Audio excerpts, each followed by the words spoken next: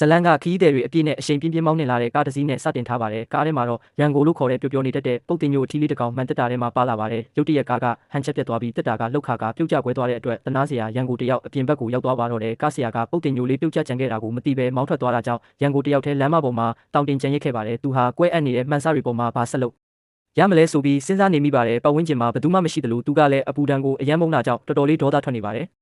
အဲ့ဒီဒေတာကကြည့်ရတာအရန်6တွေ့နေပြီးမကြခင်မှာပဲလမ်းပေါ်မှာကားချိတ်ခံထားရပုံရတဲ့တတဝါတစ်ကောင်ကိုသူတွေးလိုက်ပါတယ်ရုပ်ကလေးလို့ခေါ်တဲ့အဲ့ဒီတတဝါဟာတကယ်တော့ကားဟန်ချက်ပြတ်အောင်လုပ်ခဲ့တဲ့တရက်ခံမှာပဲရန်ကိုကရုပ်ကလေးစီကိုသွားပြီးဘာလို့လမ်းလေခေါင်မှာလာအိတ်နေတာလဲလို့ဒေါသတကြီးမေးပါတယ်ရုပ်ကလေးကသူ့ကိုယ်သူမိတ်ဆက်ပြီးသူဟာအနောက်ကဘာရဲ့ဝိညာဉ်ကိုရှာဖွေနေတာဖြစ်ကြောင်းရှင်းပြပါတယ်စကားပြောနေတော့မှပဲတခြားကားတစ်စီးကအရှိန်နဲ့မောင်းလာပြီးရန်ကိုတိုက်မိသွားတာကြောင့်ရန်ကိုဟာလမ်းပေါ်မှာလွင့်ထွက်သွားပြီးတခြားကားတွေနဲ့ပါစင်ကဲတိုက်မိကလဲထွက်သွားပါတယ်နောက်ဆုံးမှာတော့သူဟာရုပ်ကေးပေးကိုပြန်ကျလာပြီးလုံးဝမူးဝေနောက်ကြည့်နေပါတယ်မျက်လုံးပွင့်လာပြီးမဲ့လူကတော့အခြေအနေတော်တော်ဆိုးနေပါတယ်ရန်ကိုကစိတ်ပြက်လက်ပြက်နဲ့ဖြစ်သမျှကိစ္စတိုင်းအတွက်ရုပ်ကေးကိုအပြစ်တင်ပြီးရင်းငက်လို့တေးတော့မယ်ရေပေးပါလို့တောင်းဆိုပါတယ်ရုပ်ကေးကမင်းကရေလိုချင်တာလားဒီအနီးနားမှာရွာတရွာရှိတယ်မနှက်ဖြန်ဆိုရင်အဲ့ဒီရွာကိုနှစ်ပေါင်းများစွာအတွင်းပထမဆုံးအကြိမ်ရေရောက်လာတော့မှရွာသားတွေကဆူတောင်းပြီးညီမျိုးစုံနဲ့စူးစမ်းခဲ့ကြလို့မနှက်ဖြန်ကြရင်သူတို့ရေရတော့မယ်လို့ပြောပါတယ်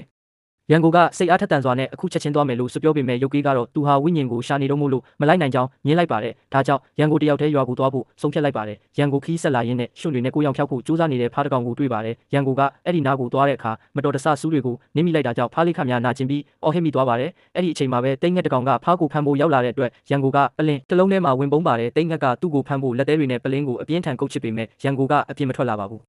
တိတ်ငက်ကရန်ကိုရှိနေတဲ့ပလင်းကိုပဲချီပြီးပြန်တက်သွားပါတယ်အဲ့ဒီအချိန်မှာပဲအောက်ကဖားလေးကအော်လိုက်တဲ့အတွက်တိတ်ငက်ကတတိထားမိသွားပါတယ်တိတ်ငက်ကဖားကိုမြင်တော့သဘောကျသွားပြီးငါကပိုကြီးတဲ့သားကောင်ကိုပဲအမဲလိုက်တာလို့ပြောကပလင်းကိုလွတ်ချပြီးဖားစီကိုပြန်သွားပါတယ်ရန်ကိုကတော့အခုချိန်မှာအရန်ကိုရေငက်နေပြီးရေချက်ချင်းတွေ့ဖို့ပဲဆူတောင်းနေပါတယ်အဲ့ဒီအချိန်မှာရေလိုမျိုးတစ်ခုခုကိုလှမ်းမြင်လိုက်လို့အနားကိုသွားကြည့်တဲ့အခါမှာတော့တနက်တလက်နဲ့သူ့ကိုစိုက်ကြည့်နေတဲ့ပုတ်တင်မျိုးမလေးတစ်ကောင်ကိုတွေ့လိုက်ရပါတယ်ရန်ကိုကဘာလို့ငါ့ကိုဒီလိုကြည့်နေတာလဲလို့မေးတဲ့အခါသူမကဘာမှမဟုတ်ပါဘူးမင်းကလမ်းပြောင်းနေတဲ့ပုံစံဖြစ်နေလို့ပါလို့ပြန်ဖြေပါတယ်ရန်ကိုကအေးအဲ့ဒီလိုပဲပြောရမှာပေါ့မကြခင်ရေရောက်လာမဲ့ရွာကိုငါ့ကိုခေါ်သွားပေးနိုင်မလားငါအရန်ရေငက်နေလို့ပါလို့ပြောပါတယ်ပုတ်တင်ညိုမလေးကသဘောတူပြီးရန်ကိုသူမနဲ့အတူခေါ်သွားပေးပါတယ်နောက်ဆုံးမှာတော့သူတို့ရွာကိုရောက်သွားကြပါတယ်ရန်ကိုရွာထဲဝင်သွားတဲ့အခါလူတိုင်းကစုပ်ပြတ်နေတဲ့အဝတ်စားတွေဝတ်ထားကြပြီးရွာရဲ့အခြေအနေကတော်တော်လေးဆိုးဝါးနေတာကိုသတိပြုမိပါတယ်ရန်ကိုကကလပ်တစ်ခုတည်းကိုဝင်သွားပြီးမင်းတို့စီမှာရေရှိလားလို့မေးပါတယ်လူတွေကရေကြပြီးကလေးရမင်းနောက်နေတာလားရေတော့မရှိဘူးတခြားဖြော်ရည်တော့ရှိတယ်ဆိုပြီးပလင်းတစ်လုံးပေးလိုက်ပါတယ်ရန်ကိုရဲ့အယောင်သွေးစုံတဲ့အဝတ်စားတွေကတခြားလူတွေနဲ့တော်တော်လေးကွဲပြားနေပါတယ်သူ့ကိုမြင်တော့လူတွေကမင်းကဘသူလဲလို့စမေးကြပါတယ်ရန်ကိုကလူမိုက်လုပ်ချင်တာနဲ့ငါဘသူလဲဆိုတာမင်းတို့မသိဘူးလားလို့ပြန်ပြောပြီးငါကတရဝါတွေအများကြီးကိုနှိမ်နှင်းခဲ့တာအကုန်လုံးကိုသိတယ်ဆိုပြီးဆက်ကြွပါတော့တယ်ရွာသားတွေကအထင်ကြီးသွားပြီးမိကုန်းတွေအများကြီးမေးကြတဲ့အခါရန်ကိုကလွယ်လွယ်ကူကူပဲပြန်ဖြေပေးပါတယ်သူစစ်လိတ်တောင်ထိုင်တောက်နေလိုက်ပါသေးတယ်အဲ့ဒီအချိန်မှာပဲအရန်ထွားကြိုင်းနဲ့ပုတ်တင်ညိုကြီးတစ်ကောင်ဝင်လာပါတယ်သူကတော့ရန်ကိုလိုလူတန်ကြီးတွေအပါဝင်တရွာလုံးကကြောက်ရတဲ့သူပါပုတ်တင်ညိုကြီးကရန်ကိုနားကိုရှောက်လာပြီးမင်းပါစွမ်းလဲဆိုတာပြစမ်းပါအောင်လို့ပြောလိုက်တဲ့အခါလူတိုင်းငြိမ်ကြသွားပါတယ်ရန်ကိုကတက်တိရှိပြချင်တာနဲ့ပါဇက်ထဲကစစ်လိတ်ကိုယူပြီးပြန်ထက်ကတခုခုလုပ်ပြဖို့ပြင်ပါတယ်ရန်ကိုကတောက်နေတဲ့အရာကိုပါဇက်ကနေမှုတ်ထုတ်လိုက်တဲ့အခါမိတောက်ကြီးထွက်သွားပြီးပုတ်တင်ညိုကြီးကိုသွားထိတာကြောင့်ပုတ်တင်ညိုကြီးကဒေါသထွက်သွားအားပါတယ်မင်းကငါ့ကိုစိန်ခေါ်ရဲတယ်ပေါ့ကောင်းပြီလေဆိုပြီးပုတ်တင်ညိုကြီးကရန်ကိုတိုက်ပွဲခေါ်ပါတယ်ရန်ကိုကလည်းသူကပဲအရင်နိုင်ခဲ့တယ်လို့အားကြီးတယ်လို့နဲ့လေလုံးထွားနေတာကြောင့်နှစ်ယောက်သားတိုက်ပွဲဖြစ်တော့မဲ့အခြေအနေရောက်လာပါတယ်ဒါပေမဲ့တိုက်ပွဲမစခင်မှာပဲတိတ်ငက်ကြီးတစ်ကောင်ရောက်လာပါတယ်တိတ်ငက်ကိုမြင်တော့အားကြီးတဲ့ပုတ်တင်ညိုကြီးတောင်ကြောက်ပြီးသွားပုံးရတယ်လို့ရွာသားတွေလည်းကြောက်လန့်တကြားပုံးကြပါတယ်ရန်ကိုကတော့သူ့နောက်မှာတိတ်ငက်ရှိနေတာကိုမသိပဲရောင်လဲလဲနဲ့လမ်းလျှောက်နေတော့မှလူတွေကုန်ပုံးနေတာကိုတွေးမှသူလှည့်ကြည့်လိုက်တော့တိတ်ငက်ကြီးကိုတွေးပြီးပလင်းထဲဝင်ပုံးပါတယ်တိတ်ငက်ကလိုက်ဖမ်းတဲ့အခါတစ်တာထဲဝင်ပုံးပါတယ်တိတ်ငက်ကသူ့ကိုအတင်းဖမ်းဖို့ကြိုးစားပေမဲ့ရန်ကိုကထွက်ပြေးနိုင်ခဲ့ပါတယ်အဲ့ဒီအချိန်မှာပဲရန်ကိုလောက်တာမဟုတ်ပဲအပေါ်ကနေအရာဝတ္ထုအကြီးကြီးတစ်ခုတိတ်ငက်ပေါ်ပြုတ်ကျသွားတာကြောင့်တိတ်ငက်ကြီးဟန်ချက်ပြက်ပြီးရှုံးနေသွားပါတယ်ဒါကိုမြင်တဲ့ရွာသားတွေကဝိုးရန်ကိုကတိတ်ငက်ကိုအနိုင်ယူလိုက်ပြီဆိုပြီးအရန်ကိုအထင်ကြီးသွားကြပါတယ်ငါတို့ခေါင်းဆောင်ကိုမင်းအကြောင်းပြောပြရမယ်သူလဲအရန်ဝမ်းသာမှာပဲလို့ပြောကြပါတယ်ရန်ကိုရွာကောင်းဆောင်နဲ့မိတ်ဆက်ပေးတဲ့အခါခေါင်းဆောင်ကရန်ကိုအားကိုးထိုက်တဲ့သူလို့သတ်မှတ်ပြီးရဲတစိတ်ကျေပွင့်တစ်ခုကိုချီးမြှင့်လိုက်ပါတယ်အခုတော့ရန်ကိုဟာရွာကိုကာကွယ်ပေးရတဲ့သူဖြစ်သွားပြီးလူတိုင်းရဲ့လေးစားမှုကိုရရှိသွားပါတယ်ရန်ကိုဟာသူ့ဘာသာသူတော်မယုံနိုင်ပဲနောက်ဆုံးတော့အားလုံးအဆင်ပြေသွားတာပဲလို့တွေးနေမိပါတယ်ရန်ကိုဝစ်စုံအစ်စ်တစုံလဲပေးတဲ့အတွက်သူကအဲ့ဒါကိုဝစ်ပြီးအရန်ဂုံယူနေပါတယ်အဲ့ဒီနောက်မှာတော့တပတ်စာရေတွေကိုတင်ထားတဲ့ရေကန်ရှိတဲ့ပင်းစလို့ခေါ်တဲ့ပုတ်တင်ညိုမလေးကိုတွေ့ရပါတယ်။သူမကရေရှိတဲ့နေရာကိုသွားတဲ့အခါမှာတော့မြေခွေးတစ်ကောင်ကိုတွေ့ပါတယ်။မြေခွေးကမနာလို့ဖြစ်ပြီးသူမကိုရန်မူတဲ့အတွက်သူတို့နှစ်ယောက်တိုက်ပွဲဖြစ်ကြပါတယ်။ဒါပေမဲ့ရန်ကိုကတော့ဘာတွေဖြစ်နေမှန်းသတိမထားမိပဲအေးအေးဆေးဆေးပဲနေပါတယ်။အဲ့ဒါကြောင့်ပင်းစကပြောလိုက်တာကတော့ရန်ကိုပင်းစကမင်းပတ်ဝန်းကျင်မှာဘာတွေဖြစ်နေလဲဆိုတာရောသိရလားမင်းကလေးရဲကြီးနေတာတခုခုလုပ်ပြအောင်လို့ပြောလိုက်ပါတယ် နောက်ဆုံးမှာတော့ရွာကိုရေရောက်လာမယ်လို့မျှော်လင့်ထားတဲ့နေ့ကိုရောက်ရှိလာပြီးလူတိုင်းကရေထွက်မဲ့နေရာမှာစုယုံဆောင်ဆိုင်နေကြပါတယ်ဒါပေမဲ့ရန်ကုန်ကစူတောင်းပေးဖို့သွားတဲ့အခါမှာတော့ရေထွက်လာမဲ့အစားရှုံးတွေပဲထွက်လာတာကြောင့်ရွာသားအလုံးဒေါသထွက်သွားကြပါတယ်ပင်းစကတွေ့လာငါဒါကိုပြောဖို့ကြိုးစားနေတာမင်းတို့မှနားမထောင်တာအခုတော့ရေကန်ကြီးလဲအလွတ်ကြီးဖြစ်သွားပြီးမင်းတို့ဘာဆက်လုပ်ကြမလဲလို့ပြောပါတယ်ရွာသားတွေကရန်ကုန်ကိုရေပန်စီလိုက်ခဲ့ဖို့ပြောပါတယ်။အဲ့ဒီကိုရောက်တော့ရွာသားတွေကရေပန်မန်နေဂျာကိုရေကိုမထိမ့်သိမ့်နိုင်ဘူးဆိုပြီးဝိုင်းတိုက်ခိုက်ကြပါတယ်။ဒါပေမဲ့ရန်ကုန်ကတော့ရေကန်ထဲမှာရေတွေရှိနေသေးတာကိုမြင်သွားတဲ့အတွက်ရေငတ်နေတဲ့သူမို့လို့အယံဝမ်းသာသွားပါတယ်။သူကရွာသားတွေနှစ်ရက်စာတောက်မဲ့ရေပမာဏထက်တောင်ပိုပြီးအများကြီးတောက်ပစ်လိုက်ပါတယ်။ဒါကိုမြင်တဲ့ရွာသားတွေကပါဆက်အဟောင်းသားနဲ့အန်အောမိုင်းတွေပြီးကြည်နေကြပါတယ်။ရန်ကုန်ကမစိုးရင်ကြပါနဲ့ငါမင်းတို့အားလုံးအတွက်ရေကိုကာကွယ်ပေးမယ်။ငါတို့ဒါကိုကြော်ဖြတ်နိုင်မှာပါလို့ပြောပါတယ်။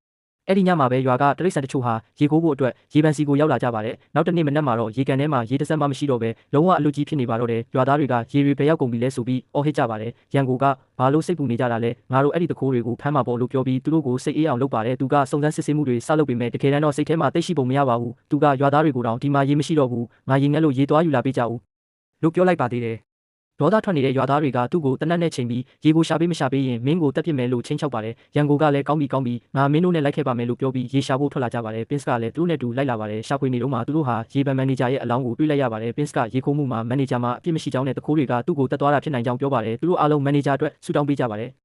ရန်ကုန်ကအနီးအနားမှာမြေကြီးစုနေတာကိုသတိထားမိလိုက်ပါတယ်ဒီနားမှာရေရှိနိုင်တယ်လို့သူတွေးမိပေမဲ့ရေမရှာခင်မှာတခိုးတွေကိုအရင်ဖမ်းဖို့ကပိုရေးကြီးပါတယ်မဟုတ်ရင်သူတို့ကပိုပြီးဒုက္ခပေးနိုင်လို့ပါဒါကြောင့်တခိုးနောက်ကိုလိုက်ကြရင်းနဲ့ညရောက်သွားပါတယ်တနေရာမှာနာပြီးစားတောက်ကြတဲ့အခါရန်ကုန်ကအနောက်ကဘာရဲ့ဝိညာဉ်အကြောင်းစပြောပါတယ်ရွာသားတွေကမင်းကသူ့ကိုဘယ်လိုသိတာလဲလို့မေးတဲ့အခါရန်ကုန်ကလမ်းပေါ်မှာတွေ့ခဲ့တဲ့ရုပ်ကြီးကသူ့ကိုအကုန်ပြောပြခဲ့တာလို့ရှင်းပြပါတယ်အဲ့ဒီနောက်ရွာသားတွေကဒါဆိုရင်မင်းကမွေဟောက်ချက်ကိုလည်းတိမှာပေါ့လို့မေးကြပါတယ်ရန်ကုန်ကလည်းတိတာပေါ့သူကငါတငယ်ချင်းပဲလို့ကြွားလိုက်ပါတယ်ရွာသားတွေကငါတို့ကမင်းကိုဘယ်လိုယုံရမှာလဲလို့ပြန်မေးတဲ့အခါရန်ကုန်ကသူ့ဝမ်းပိုက်ကိုပြပြီးဒီအမတ်သားကိုကြည့်တခါကသူငါ့ကိုဒီမှာကြိုက်ခဲ့တာလို့ပြောပါတယ်အဲ့ဒီအချိန်မှာတခြားတရိတ်ဆန်တကောင်ကလည်းဒါဆိုငါပိုက်ကအမတ်သားကလည်းသူကြိုက်ထားတာဖြစ်ရမယ်လို့ပြောလိုက်ပါတယ်တရိတ်ဆန်တွေအားလုံးကြောက်လန့်တကြားနဲ့စကားတွေရက်သွားပြီးလက်ချင်းချိတ်ကဆူတောင်းကြပါတယ်သူတို့ကရန်ကုန်ကိုကျေးဇူးတင်ကြောင်းနဲ့သူတို့ပေါ်ဘလောက်ကူညီပေးခဲ့ကြောင်းချီးကျူးကြပါတယ်ရန်ကုန်ကလူတွေသူ့ကိုအမွန်းတင်တာကိုသဘောကျပြီးရေရှာဖို့အတွက်ကူညီပေးမယ်လို့ဆုံးဖြတ်လိုက်ပါတယ်နောက်တနေ့မနက်မှာတော့သူတို့ခီးဆက်လာရင်ရှာနေတဲ့ရေကိုနောက်ဆုံးမှတွေ့သွားပါတယ်ဒါပေမဲ့ရေခိုးသွားတဲ့တခိုး၃ယောက်ကလည်းအဲ့ဒီမှာရှိနေပါတယ်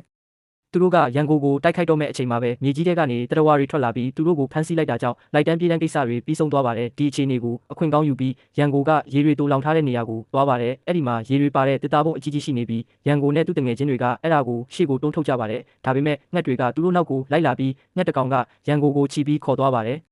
်အဲ့ဒီအချိန်မှာပင်းစ်နဲ့သူမရဲ့တငယ်ချင်းတွေကပုံကိုရှေ့ဆက်တွန်းကြပါတယ်ဒါပေမဲ့တခုခုနဲ့တိုက်မိပြီးပလင်းကပြုတ်ကျကွဲသွားတဲ့အခါမှာတော့အထဲမှာဘာရီမှမရှိပဲအလွတ်ကြီးဖြစ်နေတာကိုတွေ့လိုက်ရပါတယ်ပင်းစ်ကအံ့ဩသွားပြီးတခိုး၃ယောက်ကိုဒေါသတကြီးကြည့်ပါတယ်တခိုးတွေကငါတို့ရေသွားခိုးတဲ့အချိန်မှာတခြားတစ်ယောက်ကအရင်ယူသွားနေပြီးပလင်းကအလွတ်ကြီးပဲလို့ဝန်ခံကြပါတယ်ပင်းစ်ကဒေါသထွက်နဲ့ဒါဆိုဘာလို့ပလင်းလွတ်ကြီးကိုယူလာတာလဲလို့မေးပြီးသူတို့ကိုရွာကမြို့တော်ဝင်စီခေါ်သွားပါတယ်ရန်ကုန်လည်းရွာကိုပြန်ရောက်လာပါတယ်ရွာကောင်းဆောင်ကရန်ကုန်ကိုမင်းပါရီလုတ်ခဲ့တာလဲရေကိုကာကွယ်ပေးမယ်ယူလာပေးမယ်လို့အကြီးကျယ်ကြွားခဲ့တာလေမင်းကအားလဲကြီးတယ်ငွေဟောက်ချက်နဲ့တောင်တည်တယ်ဆိုတော့သူ့ကိုငါတို့အတွက်ကူညီပေးဖို့ပြောဦးလေလို့ပြောပါတယ်ရန်ကုန်ကဘာမှပြန်မပြောနိုင်ပဲငြိမ်နေတော့မှပဲငွေဟောက်ချက်ရောက်လာပါတယ်ငွေကြီးကရန်ကုန်နားကိုဝိုင်းပတ်လျှောက်လာပြီးရန်ကုန်နေကောင်းလားလို့မေးပါတယ်လူတိုင်းကသူတို့နှစ်ယောက်ကိုတငယ်ချင်းတွေလို့ထင်နေကြပေမဲ့ငွေကြီးကရန်ကုန်ကိုစပြီးစော်ကားပါတော့တယ်သူကမင်းကငါတို့ကတငယ်ချင်းတွေပါမင်းကအားကြီးပြီးအရာရာလုံနိုင်ပါတယ်ဆိုပြီးလူတိုင်းကိုလိန်ပြောထားတာပဲမင်းကလူလိန်မဲလို့ပြောလိုက်ပါတယ်ငွေကြီးကရန်ကုန်ဟာအားကြီးတဲ့သူမဟုတ်ပဲတကယ်တော့ကြောက်တတ်တဲ့ပုတ်တင်ညူတကောင်သာဖြစ်ကြောင်းတရွာလုံးကိုဖွင့်ချလိုက်ပါတယ်ရန်ကုန်ဟာအရန်ကိုဝမ်းနေသွားပါတယ်တစ်ချိန်ကလူတိုင်းရဲ့အချစ်ကိုရရှိခဲ့တဲ့သူဟာအခုတော့လူပုံအလဲမှာအဆက်ကွဲပြီးရွာကနေထွက်ခွာသွားဖို့အတင်းကျပ်ခိုင်းစေခြင်းခံလိုက်ရပါတယ်သူထွက်သွားတဲ့အချိန်မှာတော့သူ့ရှိမှရောက်ရောက်ကိုတွေးလိုက်ရပြီးသူ့ရှိမှတနက်တလက်ကင်ထားတဲ့လူတစ်ယောက်ကိုတွေးလိုက်ရပါတယ်အဲ့ဒီလူလှည့်ကြည့်လိုက်တဲ့အခါမှာတော့သူဟာအနောက်ကဘာရဲ့ဝိညာဉ်ဖြစ်နေတာကိုသိလိုက်ရပါတယ်အနောက်ကဘာရဲ့ဝိညာဉ်ကရန်ကုန်ကိုတွေ့တော့မင်းပါလို့ဒီကိုပြန်လာလဲလို့မေးပါတယ်ရန်ကုန်ကရွာသားတွေကငါ့ကိုမယုံကြတော့ဘူးလို့ပြန်ဖြေပါတယ်အဲ့ဒီအခါအနောက်ကဘာရဲ့ဝိညာဉ်ကမင်းကိုမင်းယုံကြည်ဖို့လိုတဲ့ရွာသားတွေစီပြန်သွားပြီးမင်းကိုမင်းတက်တည်ပြလိုက်ပါဒါမှသူတို့မင်းကိုပြန်ချစ်လာကြမှာလို့အကြအံပေးပါတယ်အဲ့ဒီအချိန်မှာပဲရုပ်ကြီးရောက်လာပြီးဝိညာဉ်ရဲ့စကားကိုထောက်ခံကဟုတ်တယ်သူပြောတာမှန်တယ်ငါနဲ့လိုက်ခဲ့ငါမင်းကိုတခုခုပြစမ်းမယ်လို့ပြောပါတယ်ရုပ်ကြီးကရန်ကုန်ကိုမြို့တစ်မြို့လုံးကိုအပေါ်စီးကနေမြင်ရတဲ့မြင့်တဲ့နေရာတစ်ခုစီခေါ်သွားပါတယ်အဲ့ဒီမြို့ဟာအထက်မြင့်အဆောက်အုံတွေခင်မီနီးပညာတွေနဲ့ရေပေးဝေမှုတွေပြည့်စုံပြီးအရန်ကိုတိုးတက်နေတာကိုတွေ့ရပါတယ်အဲ့ဒီနောက်ရုပ်ကြီးကအရေးကြီးတဲ့အမှန်တရားတစ်ခုကိုဖွင့်ချလိုက်ပါတယ်အဲ့ဒါကတော့ရွာကောင်းဆောင်ဟာလူတိုင်းကရန်ကုန်ကိုလူဆိုးလို့ထင်စေချင်နေတာဖြစ်ပြီးတကယ်တော့ရွာကောင်းဆောင်ကိုယ်တိုင်ကသာပြဿနာအရင်းမြစ်ဖြစ်နေတာပါပဲသူဟာရွာသားတွေကိုထိန်းချုပ်နိုင်ဖို့အတွက်ရေပေးဝေမှုကိုပိတ်ထားခဲ့တာဖြစ်ပြီးရွာသားတွေစိတ်တက်ကြပြီးသူတို့ရဲ့မြေယာတွေကိုစွန့်ခွာသွားအောင်အဲ့ဒီမြေတွေကိုသူကသိမ်းပိုက်နိုင်အောင်ကြံစီနေတာဖြစ်ပါတယ် ရန်ကိုဟာအမှန်တရားကိုဖော်ထုတ်ဖို့နဲ့လူတိုင်းကိုကယ်တင်ဖို့စိတ်ပိုင်းဖြတ်ပြီးရွာကိုပြန်လာခဲ့ပါတယ်။သူရောက်သွားတဲ့အခါမှာတော့ငွေဟောက်ကြီးနဲ့ရွာကောင်းဆောင်ဝက်ကြီးတို့ကရွာသားတွေကိုသူတို့ရဲ့မြေယာတွေဆွတ်လို့ဖို့ချင်းချောက်နေတာကိုတွေ့လိုက်ရပါတယ်။ရန်ကိုကငွေကြီးကိုရင်ဆိုင်ပြီးစိန်ခေါ်လိုက်ပါတယ်။မင်းကငါ့ကိုအားမကြီးဘူးလို့ပြောခဲ့တယ်နော်။အဲ့ဒါမှန်ကြည့်ကြတာပေါ့။ငါဘလောက်တန်ပါလဲဆိုတာပြမယ်။ငါ့ကိုရင်ဆိုင်လိုက်စမ်းလို့ပြောလိုက်ပါတယ်။ငွေကြီးကစင်မြင့်ပေါ်ကိုတက်လာတဲ့အဲ့ဒီအချိန်မှာပဲရုပ်ကေးကရေပိုက်လိုင်းကိုဖွင့်ချလိုက်တာကြောင့်ရေတွေဟာပြင်းထန်တဲ့အရှိန်နဲ့ထွက်လာပြီးငွေကြီးကိုလွင့်ထွက်သွားစေပါတယ်။ရွာကောင်းဆောင်ဟာရန်ကိုကသူ့ရဲ့အကြံစီတွေကိုဖော်ထုတ်လိုက်တဲ့အတွက်ဒေါသထွက်ပြီးရန်ကိုနဲ့ပင်းစ်တို့ကိုဖမ်းဆီးကရေအိုးကြီးတစ်လုံးထဲမှာထည့်ပြီးပိတ်လောင်လိုက်ပါတယ်။ဒါပေမဲ့ရန်ကိုစီမှာကြည်စံတစ်တောင်ကျန်နေသေးတာကြောင့်အဲ့ဒီကြည်စံနဲ့အိုးကိုပြစ်ခွဲလိုက်ပြီးသူတို့နှစ်ယောက်လွတ်မြောက်သွားတယ်လို့ရေတွေလည်းနေရာအနှံ့ပြန့်နှံ့သွားပါတော့တယ်။ရွာသားတွေဟာအမှန်တရားကိုသိသွားကြပြီးရန်ကိုဘက်ကနေရက်တီလာကြပါတယ်။ဒေါသထွက်နေတဲ့ရွာကောင်းဆောင်ကငွေကြီးကိုပါတစ္ဆာဖောက်ပြီးတဦးတည်းအုပ်ချုပ်ဖို့ကိုးစားပါတယ်။တစ္ဆာဖောက်ခံရလို့စိတ်ဆိုးသွားတဲ့ငွေကြီးကရွာကောင်းဆောင်ကိုဆွဲခေါ်သွားပြီးရန်ကိုကံကောင်းပါစေလို့နှုတ်ဆက်ကထွက်ခွာသွားပါတယ်။ရွာသားတွေဟာရန်ကိုအပေါ်ပြန်ပြီးယုံကြည်မှုရရှိသွားကြပြီးပစ်ကိုတိုင်ကလည်းသူ့ကိုချီးကျူးပါတယ်။ဟောင်းနှွမ်းနေတဲ့ခေါင်းဆောင်ဟောင်းအရှက်ရသွားပြီဖြစ်တဲ့အတွက်ရန်ကိုဟာရွာရဲ့ခေါင်းဆောင်တစ်ဖြစ်လာဖို့အလားအလာရှိနေပါတယ်။ရေတွေလည်းရွာထဲကိုပြန်လည်စီးဝင်လာပြီးလူတိုင်းဟာပျော်ရွှင်သွားကြပါတော့တယ်။ဒါနဲ့ပဲဒီရုပ်ရှင်လေးဟာပြီးဆုံးသွားပါတယ်။အခုလိုရုပ်ရှင်အညွှန်းလေးတွေနောက်ထပ်ကြည့်ဖို့ like နဲ့ follow လုပ်ထားပေးဦးနော်။